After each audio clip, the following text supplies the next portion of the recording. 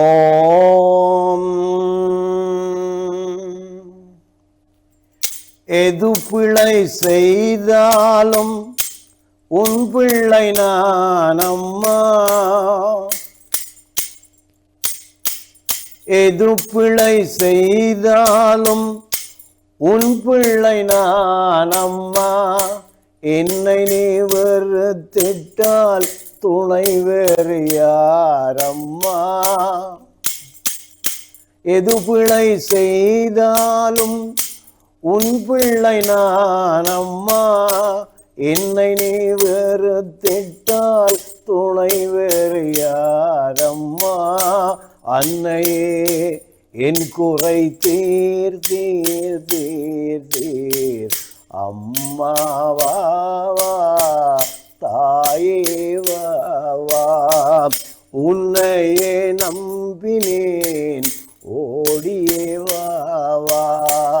தாயே வா நோயே தீர் தீர் சேய்களை காத்திட ஓடியே வா. சேய்களை காத்திட ஓடியே வா என்று என் தாயை வேண்டி இந்த பாடல் போர்க்கால வேளையிலே அநேகமாக ஆலயங்களிலே, பல ஆலயங்களிலே எனது பாடல். இந்த பாடலை என்னோட கூடி பாடியவர்களே ஆயிரம் ஆடியவர்கள் கூடி பாடினவர்கள். அதை விட இதை கேட்டு வேறு வேறு ஆலயங்களிலே பாடுகின்ற கூட்டமும் இருந்தது அந்த நேரத்தில். இப்போ பஜனைக்கு ஆக்களை வாண்ட வருவதில்லை, ஆக்கள் கூடுவதே இல்லை. அந்த அளவுக்கு நாங்கள் மாறிட்டோம்.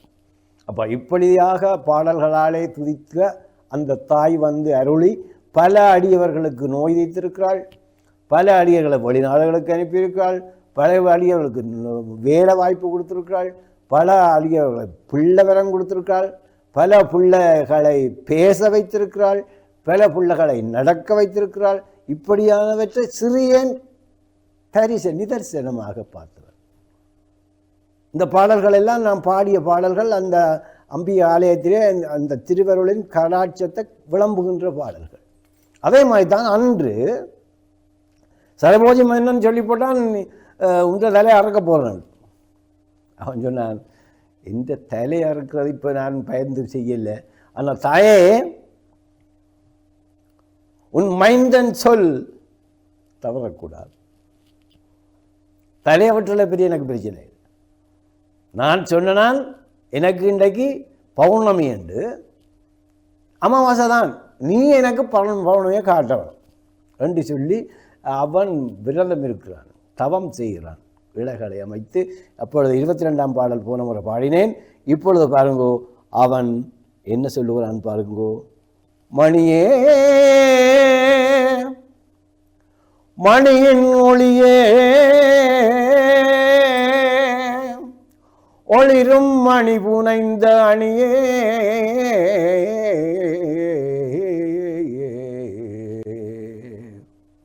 மணியே மணியின் ஒளியே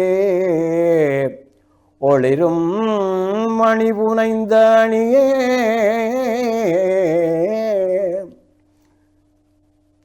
அணியும் மணிக்கு அழகே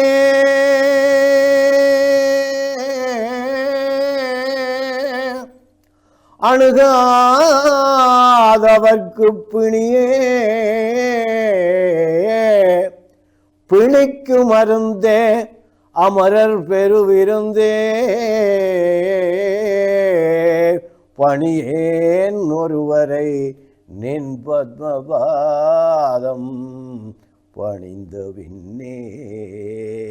தாயே, நான் ஒருவரை பணிந்தது கிடையாது, பணிய போகிறதும் இல்லை. பணியேன் ஒருவரை நின் பத்மபாதம் பணிந்த பின்னே.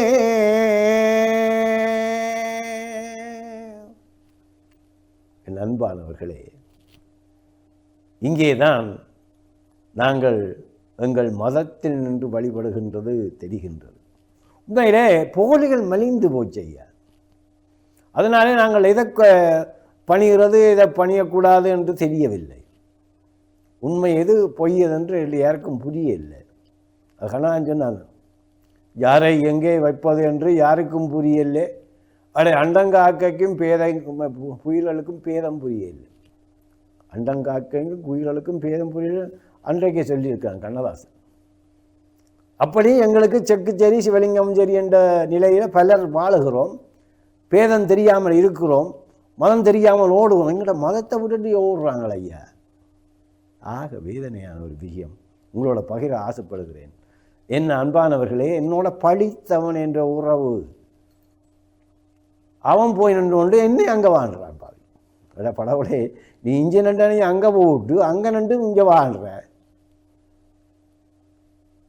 ஒன்றே ஒன்று மட்டும் சொல்லுறேன், இந்த மதம் மாறுவர்களுக்கு ஒன்று மட்டும் சொல்லுறேன், உங்களுடைய அம்மாவை நீங்கள் மாற்றுவீங்களோ, இது மட்டும் மறுபடியும் சொல்லுங்க. என்னதான் கேவலமாக இருந்தாலும், என்னதான் பிச்சைக்காரியாக இருந்தாலும், அவள் தான் உன் தாய். உன் தாயை மாற்ற முடியுமோ? இல்லை. அதே போல தான் மதமும். என் தாய் மதம், தாய்மொழி. வெறுமனா மற்ற மொழியை படிக்கலாம், அது வேறு. அதுக்காக நான் என்ன மாற்ற வேண்டிய தேவை இல்லையே, உன்னை நீ மாற்ற வேண்டிய தேவை இல்லையப்பா. வழிபாடலாம், நீங்கள் போய் வழிபாடலாம், வழிபாட்டு கொள்ளுங்கோ. வழிபாட்டுக்கு மட்டும் இப்போ நான் இப்போ அண்மையில் கூட நீர்கொழும்புக்கு போயிருந்தேன். அங்கே நீர்கொழும்பிலே காமாட்சி என்று இருக்கிறாள், ஒரு பெரும் பிரமாண்ட நாயகி. அவள் என்னை அழைத்தாள். ஒவ்வொரு சித்ரா பருவத்துக்கும் அவளுக்கு தீத்தன் நடக்கும். அந்த வேளையிலே சிறியனை போய் அந்த கொடிக்கவி பாடுறதுக்காண்டி அந்த கொடியேற்றத்துக்கு கூப்பிடுவாங்க. ஐயா கூப்பிடுவார். அது போய் இப்போ ஒரு 4-5 வருஷமாக தொடர்ந்து பாடிக்கொண்டிருக்கிறேன்.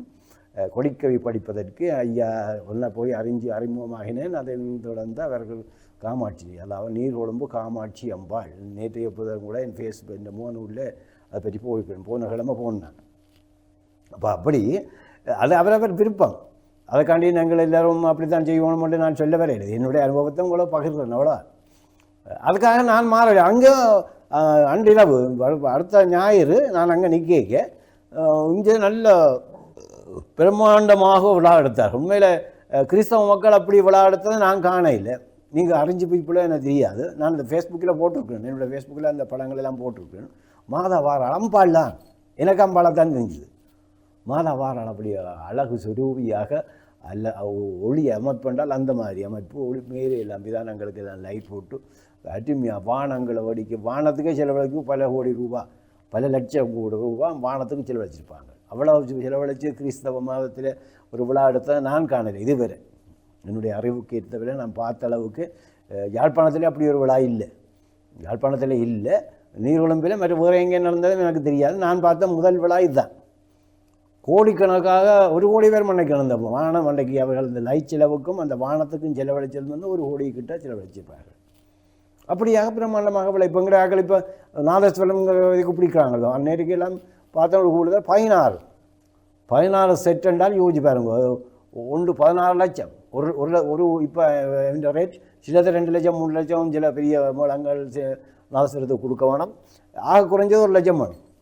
இப்போ 16 லட்சம் செலவழிச்சு 14 லட்சம் அதுக்கு மட்டுமே லைட்டுகள் வெளிச்சங்கள் அப்படி இப்படி இத்தனை கோடி. அப்போ அந்த அன்றைய திருவிழா வந்து அங்கட கோடியை தாண்டி இருக்கும். இப்போ அப்படியாக செய்கிறோம். அது சரி பிள்ளை நான் சொல்ல வர இல்லை. ஆனால் இப்படியெல்லாம் நாங்கள் வழிபாடுகிறோம். இப்படியான வழிபாடுகள் இருக்கின்றன. அப்போ அப்படியெல்லாம் நாங்கள் வழிபாட்டு கொண்டிருக்க பணி வந்திருக்க ஒரு கூட்டம் இப்படி செய்யுது. அதை விட்டுட்டு ஓடி போயிருக்கிறாங்க. கிறிஸ்தவ மதத்தில் சேர்ந்த என் நண்பர்கள் கூட இருக்கிறார்கள். அப்போ இதுக்கு நான் சரி விலை என்னத்தை சொல்கிறது. அப்போ அபிராமிதாசன் சொல்கிறானார் சுப்பிரமணியன், அதாவது இப்போ சுப்பிரமணியன் தானே பாடிக்கொண்டிருக்கிறான். சுப்பிரமணியன் தனது எத்தனையாவது பாடலில் 24ஆம் பாட்டில் சொல்லிவிட்டால், நான் ஒருத்தனுக்கு பணிய போகிறதில்லை, உன்னை தவிர எனக்கு வேறு ஒன்றும் தெரியாதாயே, நீ இன்றைக்கு எனக்கு நிலவை காட்ட வேணும் என்று சொல்லி அப்படியே பாட்டுவான். இப்படி போட்டு பாட்டவன் 61ஆம் பாட்டில் பாடுறான். பாடுங்கோ. நாயேனையும் ஒரு பொருளாக இங்கு நயந்து வந்து நீயே நினைவென்று ஆண்டு கொண்டாய், நின்னை உள்ள வண்ணம் பேன் அறியும் அறிவு தந்தாய் என்ன பேறு பெற்றேன் தாயே மலைமகளே செங்கண்மால் திருத்தங்கஜியே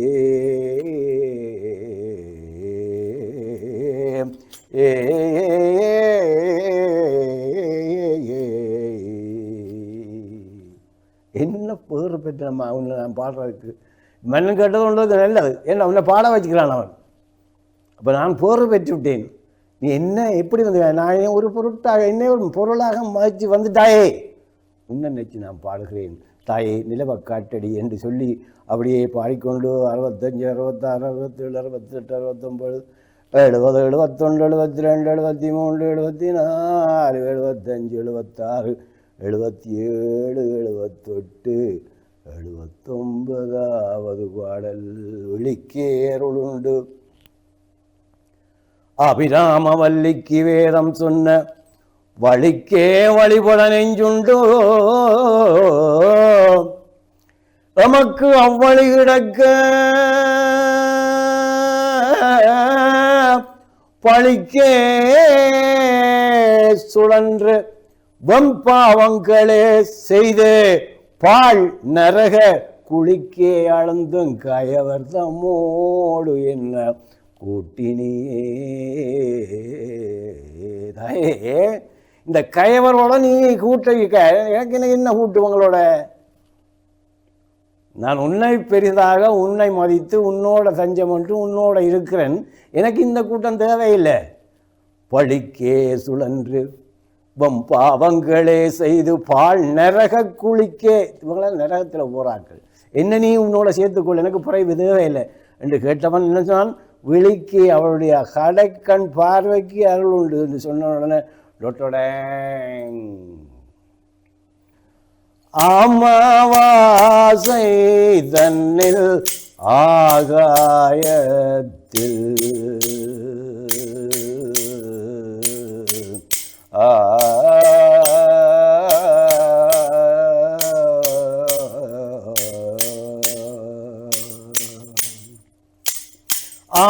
அமாவாசை தன்னில் ஆகாயத்தில் அம்பிலி ஒன்றினை அனைவரும் கண்டு அமாவாசை தன்னில் ஆகாயத்தில்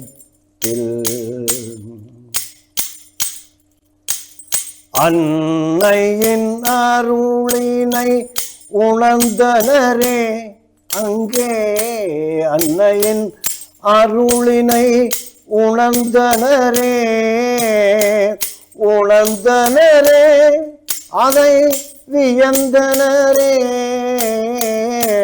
அன்னையின் அருளினை உணர்ந்தனரே உணர்ந்தனரே அதை வியந்தனரே அருள் மழை தன்னில் நனைந்தனரே அங்கே அருள் மழை தன்னில் நனைந்தனரே அமாவாசை தன்னில் ஆகாயத்தில் மன்னனும் தவறினை உணர்ந்திட்டான் அந்த மன்னனும் தவறினை உணர்ந்திட்டான் மனதினில் மருட்சியும் அடைந்திட்டான் அடியவன் பதமலர் பணிந்திட்டான் பணிந்திட்டான் சரண் அடைந்திட்டான் அன்னையிடம் சரண் அடைந்திட்டான் அன்று அன்னையிடம் சரண் அடைந்திட்டான் அமாவாசை தன்னில் ஆகாயத்தில்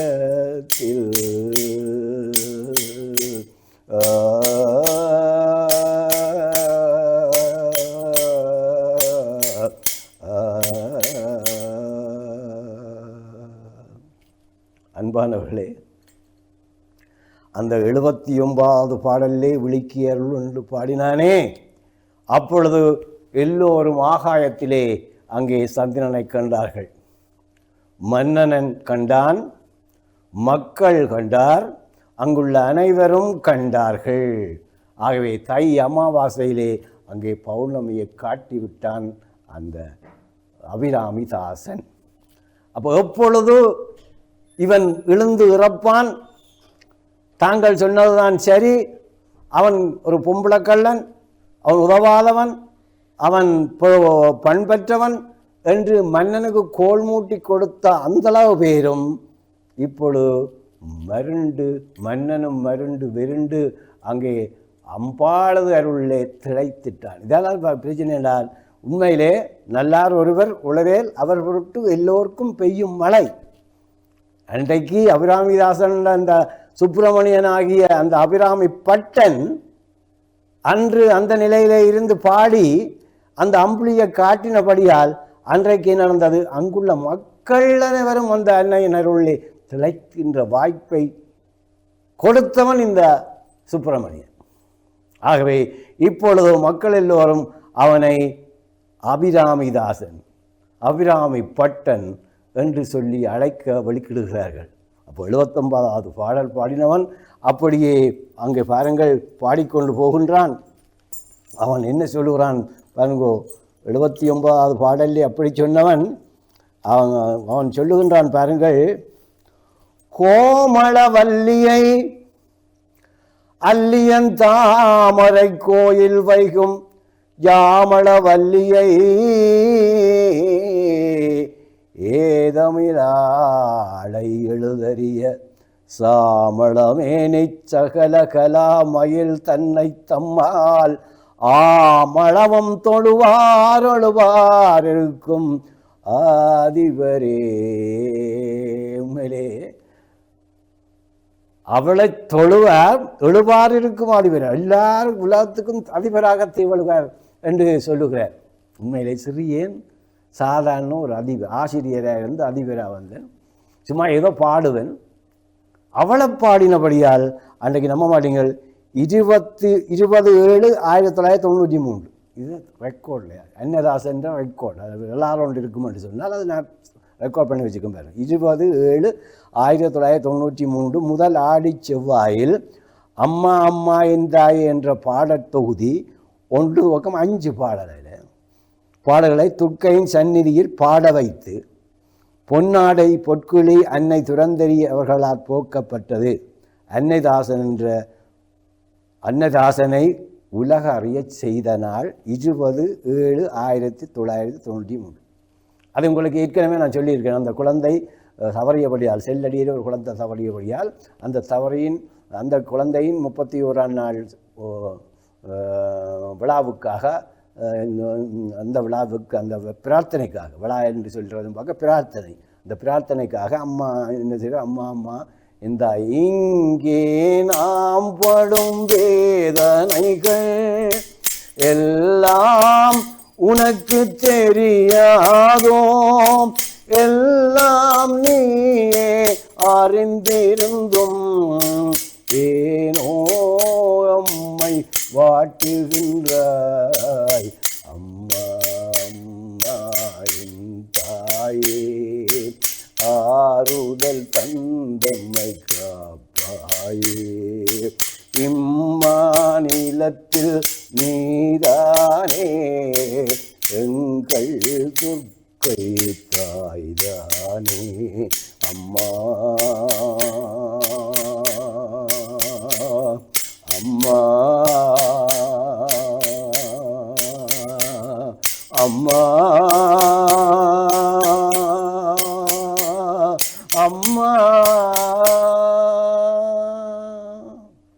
உண்மையிலே இந்த பாடல் நான் பாடிக்கொண்டிருக்க இப்போ அம்பாள், அந்த அம்பாளுக்கு பாடின பாடல் தான். ஆனால் அவாவுக்கு இது பாடவில்லை, அந்த நேரத்தில் அது பாடவில்லை. இதை எடுத்து சங்கீத பூஷணம் ஒரு அம்மா எடுத்து அங்கே கொண்டு பாடின உடனே அந்த அம்மா தங்கம்மா குட்டிய அம்மா என்ன செய்த, அந்த பாடலை இதுக்கு பாடி, அந்த பாடல் அச்சித்துப்பட்டு அன்னைதாசன் உலகுக்கு வந்த மாதிரி இந்த அபிராமிப்பட்டன் அபிராமி அந்தாமி அதிகூடாக உங்களுக்கு எல்லாம் விழுந்து கொண்டிருக்கின்றான்.